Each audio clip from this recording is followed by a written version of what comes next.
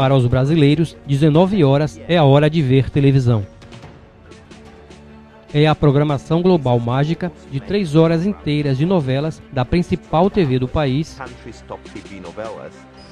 com o jornal mais assistido do Brasil, o Jornal Nacional, exibido entre a teledramaturgia da emissora.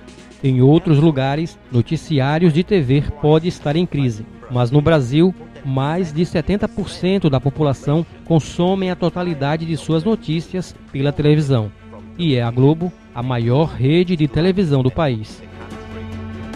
A Globo é o primeiro e mais poderoso poder neste país, é mais importante que os partidos, que a igreja. O editor-chefe das notícias da noite na Globo é o político mais poderoso neste país.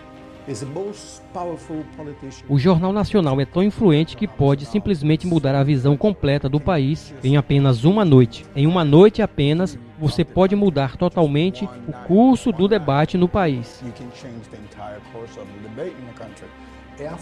É a fonte de informação das pessoas, com notícias que moldam a forma das pessoas pensarem, criando uma versão da realidade que as pessoas acabam aceitando como verdade.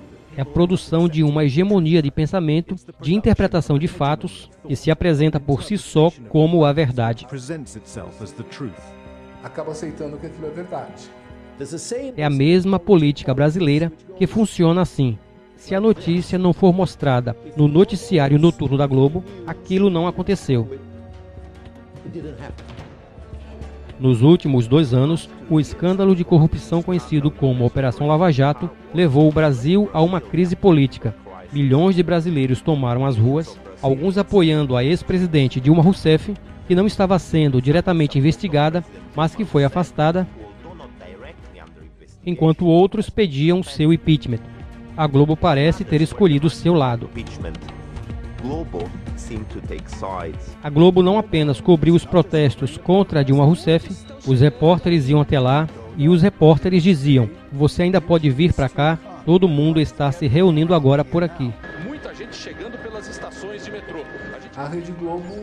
A Globo interrompia a sua programação normal para exibir a convocação como se fosse um piquenique, um dia de folga. Dá um tempinho na cobertura do esporte, vamos falar das manifestações que acontecem pelo país. Como um resultado do protesto contra a corrupção contra o governo. E isso foi um fator importante para a classe média, que estava insatisfeita por estar perdendo privilégios para se mobilizar num dos maiores protestos de todos os tempos. Este grande canal de TV tem também um grande jornal e também possui muitas rádios. O jornalismo deveria ser contra o poder, contra o status quo, contra o establishment. E a Globo sempre teve essa relação promíscua com o poder desde o seu começo.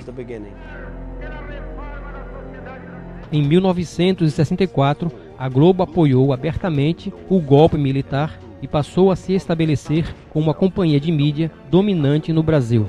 20 anos depois, um ano antes dos militares entregarem o poder nas mãos dos cidadãos, 300 mil pessoas se reuniram em São Paulo pedindo o fim do regime militar.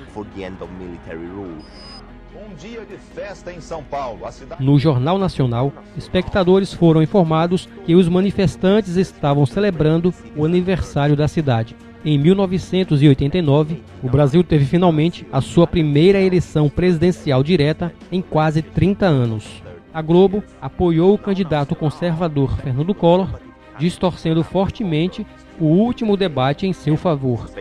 Ao transmitir o encontro dos presidenciáveis, a televisão cumpriu mais uma vez o seu papel. Então, em 2013, protestos sobre a economia e a corrupção irromperam.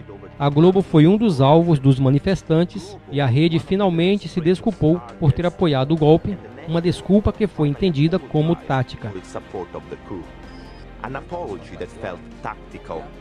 O reconhecimento de erros, como o apoio editorial ao golpe militar de 1964. Naquele momento crítico, a Globo estava tentando parecer mais imparcial ao dizer: "Nós não estamos apenas defendendo a ordem neoliberal, o establishment, as elites.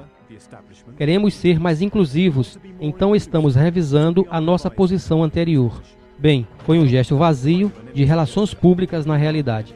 A Globo parece não gostar do escrutínio que vem por ser o maior conglomerado de mídia da América Latina e, como definiu um ex-presidente brasileiro, uma das instituições mais poderosas do país. Nós entramos em contato com a Rede Globo várias vezes pedindo uma entrevista para esta reportagem, mas ninguém nos recebeu. Alguns dos seus jornalistas que abordamos diretamente nos disseram que seriam demitidos se falassem conosco, se identificando publicamente. A Globo é uma rede nacional, mas eles dizem que toda a política é local e de um canto ao outro do Brasil, afiliadas da Globo determinam a influência. A cobertura das afiliadas da Rede Globo é bem pior do que a cobertura do noticiário nacional e já é ruim. A questão é que essas afiliadas da Globo sempre pertenceram a políticos. 1/3 do Congresso Nacional possui cotas em emissoras de TV ou rádios em suas regiões que transmitem suas propagandas. Elas são oligarquias regionais que controlam a informação porque eles são donos das afiliadas da Rede Globo, os jornais locais, as estações de rádio. Você não vai ouvir uma palavra de crítica contra os políticos locais porque as emissoras de rádio pertencem a eles. No Brasil, muitas das coisas que são óbvias no resto do mundo não são aqui, como a separação de igreja e Estado. Nós não temos isso. Nós não temos também a separação entre imprensa e governo.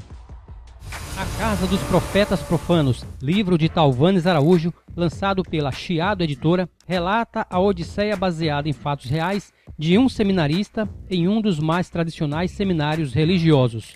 Você encontra pelo site da Livraria Cultura e da Chiado Editora. Links na descrição do vídeo. Em 2002, Lula da Silva, um dos líderes do PT, venceu as eleições presidenciais, marcando uma virada à esquerda no governo. Mas, tal como outros líderes de esquerda na América Latina, que focaram em desmantelar os megaconglomerados, incluindo aqueles da mídia, nem Lula, nem sua sucessora Dilma Rousseff chegaram à Globo e à sua dominância. O maior anunciante no Brasil é o governo. Quando Lula foi eleito em 2002, ele poderia ter posto o dinheiro de propaganda em uma boa TV pública nacional, como ocorre na França ou na Inglaterra. Ele não fez isso.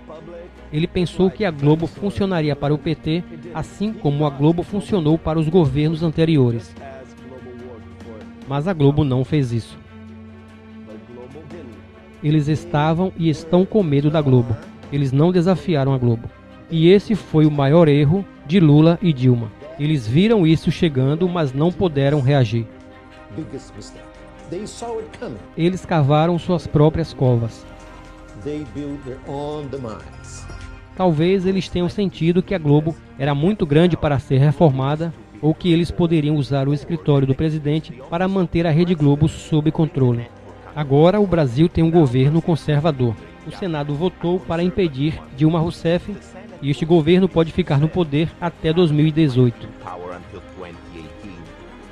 A história será contada, provavelmente sem pedido de desculpas desta vez, no Jornal Nacional, e os brasileiros, em dezenas de milhões, estarão assistindo. Head Globe of Television is manipulation.